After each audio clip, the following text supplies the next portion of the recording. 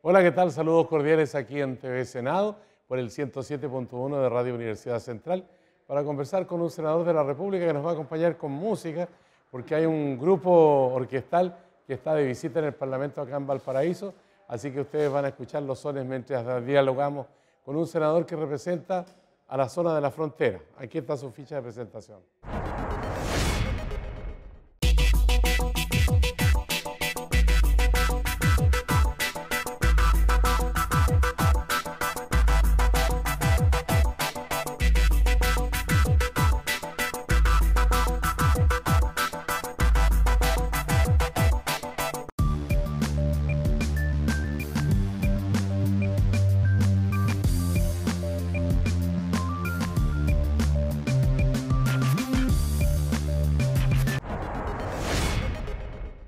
Senador Alberto Espina, ¿cómo está?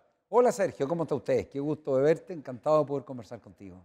Bueno, Alberto Espina, dicen, es campañero, sobre todo en esta época que no es candidato. ¿Es cierto que es campañero Alberto Espina o no? Que es bueno para las campañas, para... Me gustan las campañas. ¿Sabes por qué me gustan las campañas? Porque creo que es una súper buena oportunidad en que uno tenga un contacto muy directo con la ciudadanía. Ya. Pero cuando ya uno fue parlamentario, las campañas deben ser todas las semanas.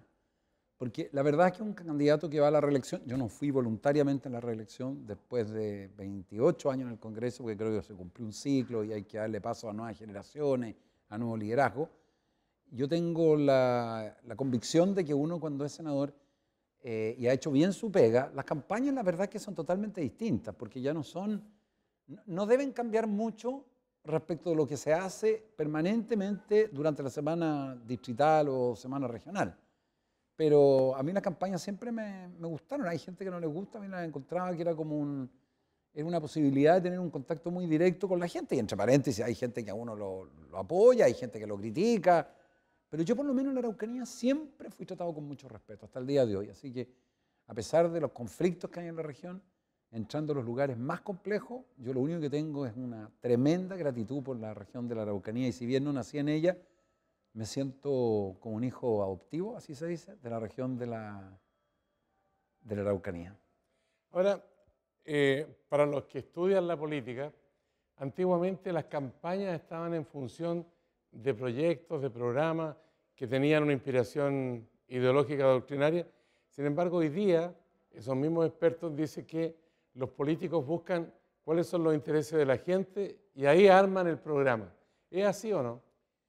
Sí, yo creo que hoy día se ha ido desideologizando la ciudadanía, a pesar de que hay grupos aún que mantienen una tesis demasiado ideológica. Yo creo que, por ejemplo, uno de los graves daños que se le hizo a la presidenta Bachelet fue la teoría de la retroexcavadora, que es una teoría en el fondo ideológica, que consiste en decir todo lo que se ha armado en Chile del modelo de economía social de mercado, saben que más hay que derrumbarlo íntegramente porque hay que construir una sociedad basada en un Estado muy poderoso, con limitaciones a la inversión privada. Yo creo que eso es un profundo error. Ahora, Pero usted que ha sido senador sí, por la Araucanía, al igual que Jaime Quintana, senador sí. del PPD, y me imagino que hay una buena relación, digamos, nunca le dijo que estaba arrepentido de haber hablado de la retroexcavadora porque No. ha sido como que le han pegado en la cabeza durante todo el gobierno de Bachelet. No, nunca lo conversamos ese punto. Bueno, obviamente yo criticándolo y él defendiendo su posición. Pero yo creo que lo relevante, digamos, en las campañas hoy día son tres cosas. En primer lugar, que la plata dejó de ser un factor clave en términos de lo que existía antes, que el candidato que era muy rico podía tapar una región y minimizar al otro. Sí considero que este sistema, mirado desde fuera, que no es candidato, tiene una gran desventaja para los que van por primera vez. Porque el parlamentario en ejercicio es conocido, tiene un nombre, tiene una estructura parlamentaria. Esos son los incumbentes. Lo que se llaman incumbentes. En cambio, imagínense un chiquillo joven, nuevo, que no lo conocen, que no tiene un apellido conocido, que no ha tenido, conocido me refiero al punto de vista político, público, le resulta bien difícil competir contra alguien que tiene toda una historia, que está todos los días en los medios, que además tiene sedes parlamentarias, tiene equipo durante años. Entonces, yo creo que ahí hay una situación que hay que corregir. Pero en definitiva, el sistema democrático funcionó, operó, bajaron mucho los porcentajes de los candidatos. Hay senadores y diputados que tienen 2% Entonces, yo cuando criticaban el sistema binominal, yo siempre decía, había una crítica que yo siempre consideré injusta, que era la que decía, es que el sistema binominal hace que con el 33% de los votos se saque el 50% de los cargos. Bueno, hoy día con un 1% de los votos se puede ser senador. Hay una senadora que salió en la región de la Claro. Araucanía con 1,7%. Con 1,7% de los votos senadora.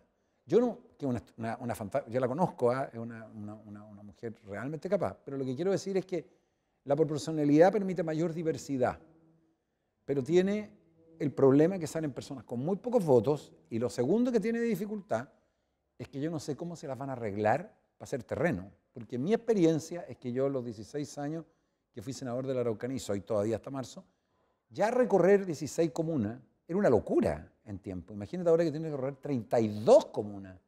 Pero en fin, eso es pasado, ahora estamos preocupados de la segunda vuelta, que es lo que nos tiene a todos, digamos, Ya, pero como trabajando. ilustración, digamos, de ir de Puerto Saavedra hasta Pasado Licanray, ¿cuánto tiempo demora eso? 4 horas. 4 horas. ¿Y de Angola hasta la frontera con la región de los ríos? Serán 3 horas. O sea, una tarea ardua para Ardua. que represente. Mi actual distrito, si iba de Lonquimay y me iba hasta la cordillera de Nahuelbuta, la zona de los Sauces, Purén, Lumaco, eso deben haber sido unas 4 horas. Pero además uno no puede llegar y hacer una visita ahí de turismo, tiene que estar con la gente, reunirse, son reuniones, entonces es imposible, no alcanza el tiempo. A mí no me alcanzaba el tiempo a las 16 comunas, o sea, era imposible, y la gente siempre pide que uno esté presente, pero era físicamente imposible, o sea, yo fui harto a la Araucanía porque era mi pega y me encantaba, me gustaba mucho hacer terreno porque me enchufaba mucho con los temas reales. De repente aquí en el Congreso uno estaba discutiendo unas teorías salvajes y yo llegaba allá y me daba cuenta que el problema era otro. Yo creo que eso es lo que está muy Yo supe que en algunas partes lo esperaban con asado, en otras con mate, ¿cierto? ¿No? Sí, muy cariñosa la gente. ¿Sí? Ahora, los medios de comunicación hoy día han tenido un cambio sustantivo, digamos. Están los tradicionales, los diarios, las radios, canales de televisión, pero al lado está la plataforma digital, están las redes sociales, está Internet. ¿Cuánto pesan en una campaña política los medios tradicionales y los medios digitales? Yo creo que hay una tendencia muy fuerte a los medios digitales. O sea, creo que Facebook está entrando a una velocidad impresionante. Las cadenas de WhatsApp que se hacen son impresionantes. Si uno forma una buena cadena de WhatsApp puede llegar en qué sé yo, en 5 segundos, y póngale que toda la gente que está con uno tiene sus propios chats, puede llegar a una cantidad gigantesca de personas. Lo que sí hay algo que yo noto que se subestima a veces en las candidaturas presidenciales, las candidaturas de más nivel nacional, es el uso de las radios locales, y ahí cometen un error enorme. Porque la Araucanía, si usted quiere ir a Traillén, yo le puedo decir cuál es la radio local, que tiene un 80% de audiencia. Y muchas de radios locales se unen con cadenas de radios nacionales para las noticias, eso es verdad. Pero para hacer sus programas. Pero tienen su público especial, entonces yo creo que ahí hay, lo hablaba yo en el comando Sebastián Piñera, muy importante llegar a la radio local, porque yo hice una encuesta a la radio, resulta que habían un par de radios que son muy conocidas, muy grandes, que tienen por supuesto su audiencia, pero en el segundo, en el día a día, la audiencia que tienen las radios locales es enorme, porque hacen una labor social también muy grande. Entonces la gente está escuchando la radio todo el día. ¿Ah? Pero de repente le dicen, mire, ojo que el camino de Galvarino a Traillén está cortado porque hay un accidente. Entonces la gente que está escuchando la radio está viendo todo lo que está pasando a su alrededor. Y yo creo que ahí falta mucha ayuda. O sea, por ejemplo, para ellos competir en la publicidad es muy difícil. Y son radios de gran utilidad. O sea, es la radio que está cerca de la gente. Ahora, cuando uno observa a Chile desde dentro, tiene un panorama que esta lucha es muy encarnizada, que los ataques son muy fuertes, pero cuando uno mira los medios internacionales y ven que Chile vive una situación, bueno, de absoluta normalidad, no hay nada dramático, no figura en las primeras planas de los periódicos o de las radios, los canales de televisión del mundo. ¿Qué consiste ese contraste? ¿Cómo lo lee usted? Lo que pasa es que las elecciones son contrastes, porque lo que está en juego en Chile son legítimos dos proyectos distintos hacia el futuro. O sea, la diferencia entre el proyecto que encabeza Sebastián Piñera y el que va a encabezar, bueno, pasó a la segunda vuelta, Alejandro Guillé, son proyectos muy distintos. Son visiones distintas. Visiones distintas respecto al rol del valor de la libertad en las personas, visiones distintas del rol que debe jugar el Estado. Yo te voy a dar un solo ejemplo. Para mostrarte un un punto que para mí es bien central. Para nosotros, para quienes estamos con Sebastián Piñera, es una prioridad el tema de la salud. Y sabemos que hay listas de espera que llegan casi a 2 millones de personas. Nosotros no tenemos ningún inconveniente decirle a una persona que está en una lista de espera, ¿sabe qué más? Usted va a tener un bono que si no la atienden en 60 días va a poder atenderse en una clínica privada. Que objetivamente va a recibir esa plata, hay que hacer que se pague el valor justo, que se supervigile. ¿Le cubre toda la atención ese bono?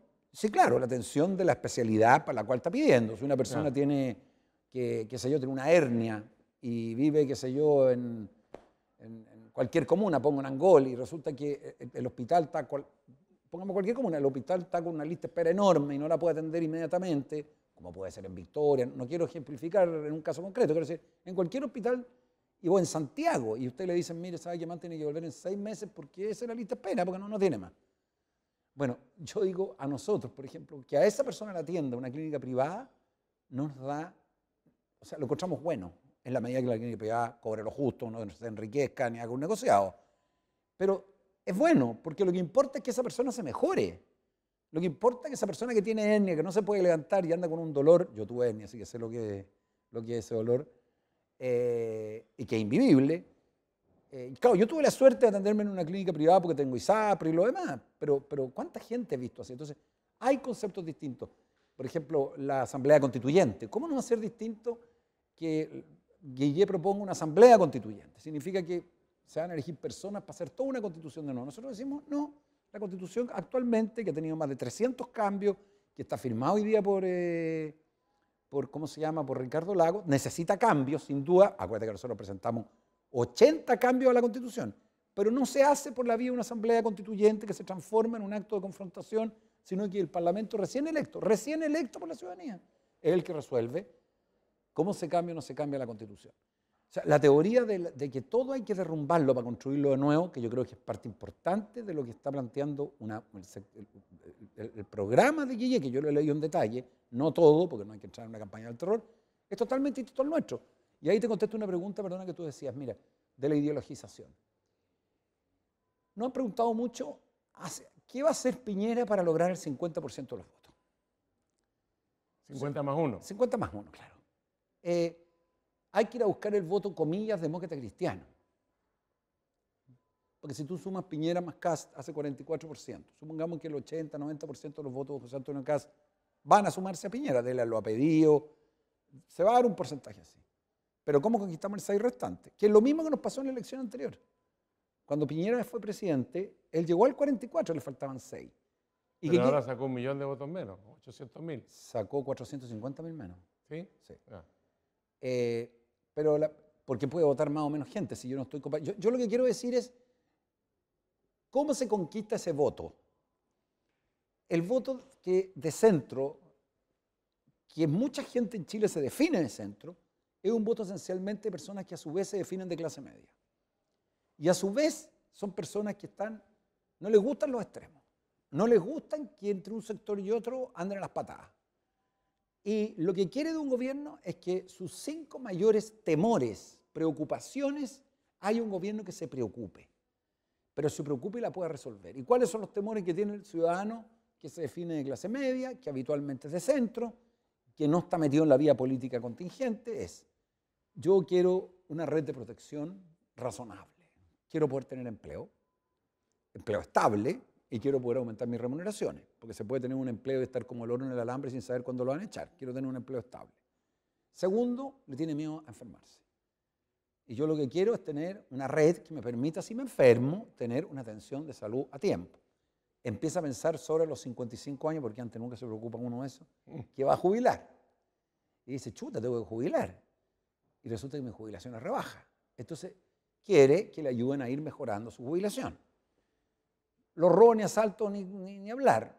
Seguridad, porque no quiere que le roben y lo asalten. Pero también en la seguridad, también le interesa, sobre todo si vive en una de las villas y poblaciones donde viven más de 1 millón de chilenos que tienen mucho narco, cómo rescatar a esos niñitos, porque mañana puede ser el hijo de él el que sea atentado, y que son utilizados por los narcos para vender droga.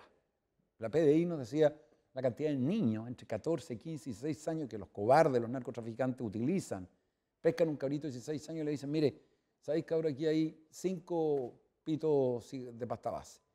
Vende 4, tú te quedas con 1 y te quedas con la plata. ¿Hablamos de seguridad ciudadana después de la pausa? Sí, no, yo quería simplemente decir que esos temas comunes, termino aquí, Y de los otros temas y también. de esos temas comunes de la sociedad, la educación, los que acabo de mencionar, y termino el tiro, son los temas que a la ciudadanía le importan y por lo tanto es ahí donde va a estar la diferencia y quién gana la elección. Hacemos una pausa con usted y el senador Alberto Espina para hablar de estos temas aquí en Contrapuntos en TV Senado y Radio Universidad Central 107.1. Espérenos, volvemos enseguida.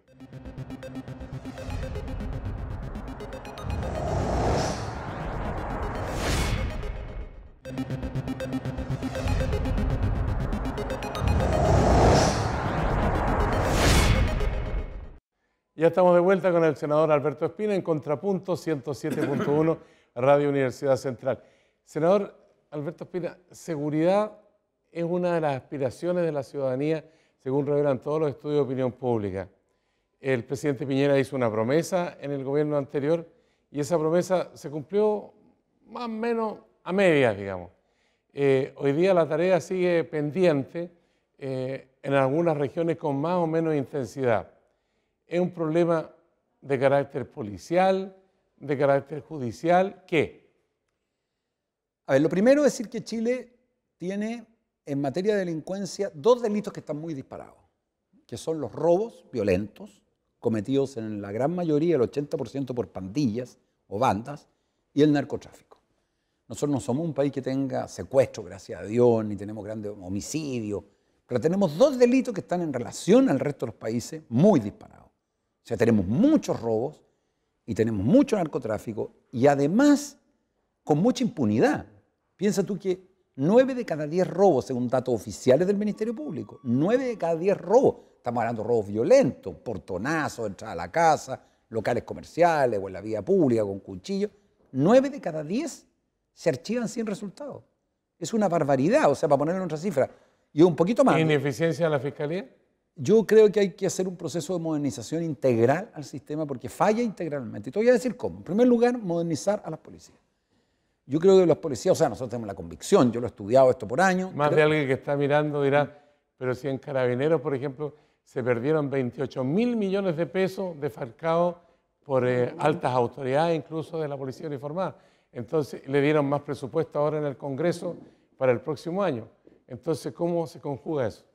Bueno, lo que ocurrió en Carabineros es inaceptable, porque es una institución que goza de gran prestigio y ha caído ese prestigio, pero creo súper injusto que por el acto delictual de un grupo de oficiales, que a esta altura no se sabe cuántos son, una inmensa mayoría de los carabineros, que son más de 40.000, que son, créeme, de un sacrificio, de un esfuerzo, de un riesgo enorme. El carabinero de la calle. El carabinero en la calle, el capitán que está a cargo de una unidad en la comisaría, el teniente, el suboficial mayor, el oficial, el cabo, el sargento, que se saca la mugre todo el día, pague las consecuencias. Entonces, cuidado porque la institución de carabineros hay que cuidarla y, por supuesto, hay que investigar a fondo este desfalco. Pero el problema de la policía, Sergio, hay que enfrentarlo alguna vez de fondo.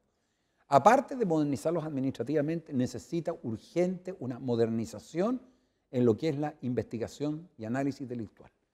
Yo creo que las policías en Chile están con un importante déficit, carabineros sobre todo, de calidad investigativa. Hay que separar las funciones definitivamente.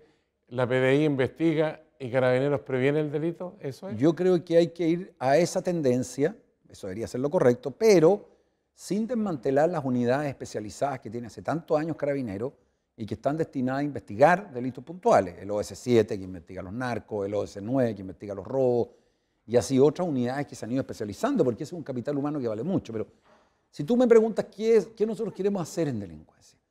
A ver, estamos hablando en el plano represivo, o sea, en lo que es, una vez cometido el delito, cómo perseguimos a los delincuentes.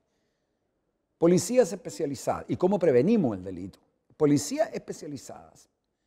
Segundo lugar, policías modernizadas. Los sistemas de investigación policial son deficientes. la forma como se recuperan las pruebas, la manera como... Los primeros 20 minutos de un delito es muy importante. Yo creo que ahí hay que modernizar los sistemas de investigación de las policías. Esa es la verdad, porque el policía trata de decir, yo este caso lo aclaro policialmente, pero ¿qué saca con aclararlo policialmente si la prueba que entrega está tan contaminada porque qué sé yo, porque no se levantó de acuerdo a los protocolos que exigen los jueces para poder tener valor en un juicio y condenar a una persona? Entonces hay un tema de modernización policial de todas maneras. Y eso el Sebastián Piñán lo tiene claro, y esto significa realmente hacer un proceso rápido de formación policial en la investigación. ¿Y qué pasa con los fiscales? Porque la acusación que he escuchado yo es que los fiscales les interesa aparecer en pantalla o en el micrófono y que archivan el 70% de las causas. Los fiscales deben ser yunta y trabajar con los policías permanentemente. Y también tienen que haber sistemas de evaluación de los fiscales, sistemas objetivos, ajenos, imparciales, porque hay como todo en los fiscales. Yo conozco fiscales que hacen re bien su pega y otros fiscales que no lo hacen bien. Entonces, el sistema tiene que ser objetivo. No puede ser que todos los fiscales saquen un 6,8 en la calificación. Y el que saca 6,8 y se lo merece, no le gusta tampoco, porque dice, puta, yo me saqué la mugre, y el que no se la sacó termina con la misma nota que yo. Pero vamos a lo grueso. Modernización de las policías. Trabajar firmemente en la fiscalización o evaluación de los fiscales para que hagan bien su trabajo y se conozca a quienes lo hacen bien y lo hacen mal.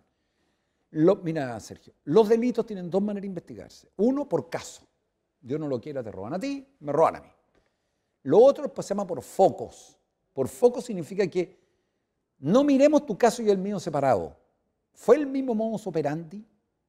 Porque si tú empiezas a investigar lo que se llama unidad de análisis delictual y focos, que se está implementando y que hay que darle mucho más fuerza, pero con ganas, es que empieza a seguirse a las bandas y las pandillas que cometen el 80% de los delitos, porque es ahí donde tú vas a lograr disminuir la delincuencia. Son muy pocos delincuentes que cometen muchos delitos en Chile, no sé si me explico.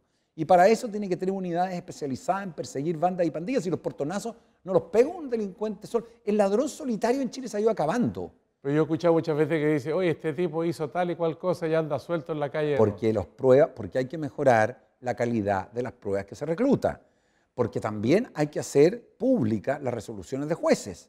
Hay jueces, en mi opinión, como hay muy buenos jueces, hay otros jueces que exigen un garantismo y un nivel de prueba que es imposible acreditar. Pero como esto no se trata de pelearse, lo razonable es que los jueces se reúnan con las policías y con los fiscales y le digan, mira, los estándares probatorios que yo pido son estos. Por lo tanto, usted cuando me tenga un caso, preocúpese que me llegue este y este antecedente. Eso es lo que se hace de sentido común. Ahora, ya, pero los metemos a la cárcel. Pero resulta que si uno ve las estadísticas, por ejemplo, de América Latina o la OECD, donde pertenecemos con mucho orgullo para muchos, figuramos con la mayor cantidad de presos por cada 100.000 habitantes. Bueno, eso tiene una explicación, pues.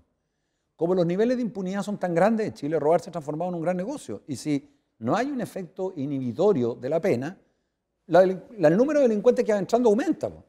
Si a mí me decía un chiquillo un día en un centro de internación cerrado en Temuco, me decía, yo trabajé harto con él y trabajaba porque los trataba a estos cabros de sacarlos adelante.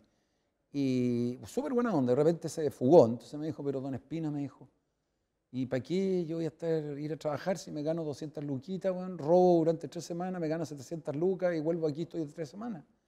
Entonces, si tú no logras... en Chile las políticas de reinserción del trabajo, de terminar los estudios, son pobrísimas. Y esta ley de presupuesto no aumentó en nada. Sergio, dame una razón para que un país como el nuestro no destine recursos a sacar adelante a personas que están cumpliendo una pena y les enseña una profesión, un oficio, o terminan sus estudios, y una vez que sales tienen una red de personas que los contratan, porque si no, ¿qué sacas con tenerlo preso 3 años? Va a salir peor de lo que entró, pero por eso que la solución no es ya frases que no fueron afortunadas en su momento, que vamos a terminar con toda la delincuencia en Chile porque eso es imposible, pero nosotros queremos avanzar en lo que es investigación, lo que es rehabilitación, pero hacerlo en serio y de verdad, sin engañar. Ahora, nada de esto va a tener 100% resultado en 4 años, pero si tú te planteas una meta a 8 años, tú puedes disminuir en Chile la delincuencia mucho. Y por último, para desahogarme, es lo que yo encuentro más dramático y más vergonzoso. Ahora, es que el caso del Saname y el caso de los Servicio Nacional de Menores. Es que ese tema es... ¿Tú sabes cuántos niños en Chile hay, Sergio, que están en listas de espera con una orden de un juez una orden de un juez para hacer una medida de protección. ¿Quiénes son esos niñitos? Niñitos que están abandonados. ¿Por qué están abandonados? Porque sus padres tienen violencia intrafamiliar, porque sus padres son adictos a las drogas, porque sus padres están presos, porque la mamá simplemente tiene 8 chiquillos, se levanta mañana a las 5 de la mañana, vuelve a las 10 de la noche, el cabro anda solo en la calle. ¿Tú crees razonable que en la ley de presupuesto no se aumente un centavo, no se logre cubrir la atención de 8.600 niños, que por orden de un juez se dice a este niño hay que ponerlo en un programa rápido? Ahora, ese es el problema final, pero el problema anterior que se ha mencionado muchas veces, la inequidad, la cancha dispareja, bueno, es que, la educación de mala calidad. Es que eso tú lo intervienes de la siguiente manera. Parte del programa que tenemos nosotros es, porque no todo lo va a poder hacer al tiro. Nosotros tenemos más o menos 1,5 millones de chilenos que viven en villas o poblaciones con alta intensidad de narcotráfico. Y lo que tú tienes que hacer en todas las comunas es lo que se llama alerta temprana. Cuando un niño empieza a faltar al colegio, y eso el colegio lo sabe perfectamente bien, ya podrá estar enfermo, pero el jefe de curso, el profesor, va a tener que decir, oye, atención, fulano de tal, desapareció hace 2 semanas. A los papás, oye, ¿qué pasa con fulano de tal? No está. Entonces, ese niño que se reporta por la municipalidad, que es obligación reportar lo que no está yendo, ese niño inmediatamente es sometido a lo que se llama una intervención para ver qué es lo que le está pasando al niño. Porque gran parte de los niños que entran al mundo del delito son niños que tienen deserción escolar. Segundo, la inequidad, la desigualdad, por supuesto que es un factor que gatilla la delincuencia. ¿Y cómo lo arreglas eso tú? Haciendo que haya menos desigualdad y sometiendo a todos los niños a intervención cuando están en un riesgo evidente de que van a caer al mundo del delito. Las señales son muy claras, Sergio. Mira, yo llevo tantos años viendo esto. Las señales son muy claras. El niño empieza a dejar de ir al colegio. El niño empieza a juntarse con lo que la mamá llama mala junta. El niño empieza a consumir droga. Empieza a llegar con trago. La mamá no se la puede porque no haya que hacer con el niño. Entonces es ahí donde el Estado cumple un rol insustituible, que lo puede hacer a través de una institución directa del Sename o una institución colaboradora del Sename suficientemente regularizada. Por eso hoy día se dividió, este gobierno nunca lo quiso hacer, va a terminar y no lo va a lograr aprobar. Lo que Piñera dijo al comenzar su gobierno, a mitad de su gobierno, que era dividir el Sename en la parte de los niños que cometen delito, que se llaman niños infractores de ley, de los niños que tienen... 6 proyectos de ley que dan cuenta. Sí, pero no llevamos, no le han puesto urgencia. No, pero si es que esa cuestión, ¿sabes que no? Mira, cuando hay ganas de sacar un proyecto de ley, se saca. Entonces, no hagamos con cuentos. Si los proyectos de ley están... Si un presidente quiere sacar un proyecto de ley y quiere hacerlo bueno, se reúne, hace un trabajo prelegislativo con la oposición y le dice, mire, estos son proyectos de sentido común, nosotros en la Constitución de Constitución así los trabajamos, pero yo digo una cosa, ¿se puede disminuir la delincuencia en Chile? Sí. Bueno, vamos a ver qué pasa de aquí al 11 de marzo. Pero el 11 de marzo, la gente que está mirando aquí en TV Senado dirá, bueno, el senador Alberto Espina, que no se presenta a la reelección, va a quedar cesante. ¿Qué hacemos? No, cesante no hay que quedar. Espero no quedar. ¿No? Yo tengo mi estudio de abogado, mi profesión, tengo oferta. ¿El servicio público? Mira, esa es una cuestión que encuentro súper imprudente. Siempre muchos me han preguntado, ¿usted ha participado en el gobierno de Piñera? Yo encuentro lo más imprudente y arrogante. Pero está disponible, ¿no? Pero por supuesto es el servicio público a lo que yo me he dedicado toda mi vida. Ya. Pero lo que te quiero explicar es que me parece de una arrogancia infinita, de una prepotencia, de una falta de respeto con la gente, empezar a decir es que yo voy a estar en tal, pero si todavía no hemos ganado la elección. Primero ganemos la elección y después presidente Piñera verá quiénes son las personas más capaces. Y si no cree que estoy dentro de esas personas capaces, porque considera que hay otras personas más capaces que yo, que probablemente existan muchas, yo tengo mi profesión de abogado, soy abogado penalista, tengo ofertas en universidades, en fundaciones. Eso haría si gana Guille. Bueno, obviamente, o sea, pero mi decisión de no seguir en el Parlamento, te lo digo con mucha franqueza, no fue una decisión tomada porque yo dije, aquí voy a hacer una especie de posta, termino el gobierno de Piñera, del Parlamento después de 28 años, entonces después me voy al gobierno, así como una especie, eso no es verdad. Senador, tiene un minuto ahora, sí. Pues se nos terminó el tiempo, para hablarle a la Araucanía o a los chilenos, usted elige. Sí, a ver, primero quiero decirle a todas las vecinas y vecinos de la Araucanía que me siento profundamente agradecido, muy honrado, muy orgulloso de ser todavía hasta el mes de marzo su senador durante 16 años, el tremendo apoyo que me dieron cuando fui candidato. Creo humildemente haber entrado por la puerta ancha, y ahora me he ido por la puerta ancha. Pero no me he ido a la región para siempre. Lo que he hecho, he dejado de ser parlamentario y creo que es muy bueno que entre savia nueva al Parlamento, porque creo que eso es lo que se necesita cambiar. Y en segundo lugar, pedirle que vaya a votar en la segunda vuelta. Es muy importante que voten. Y por supuesto, porque yo creo firmemente que es el mejor proyecto para que Chile pueda progresar con solidaridad, que es algo muy importante. Progresar a solas no sirve si ese progreso no llega a mucha gente, sobre todo a las familias vulnerables y de clase media, que por supuesto apoya a quienes nosotros creemos que sería nuevamente, y sobre todo ahora con las lecciones aprendidas, un gran presidente que es Sebastián Piñera. Así que muchas gracias. Gracias a usted, senador, No, y gracias a a usted también por seguir esta conversación aquí en TV Senado y en el 107.1 de Radio Universidad Central. Con el senador Alberto Espina volveremos a conversar, esté donde esté, siempre se ha mantenido una buena relación acá en el canal del Senado de la República y esperamos que ese espíritu también se proyecte a todos los chilenos. Muchas gracias. Gracias a ti, muchas gracias, Sergio.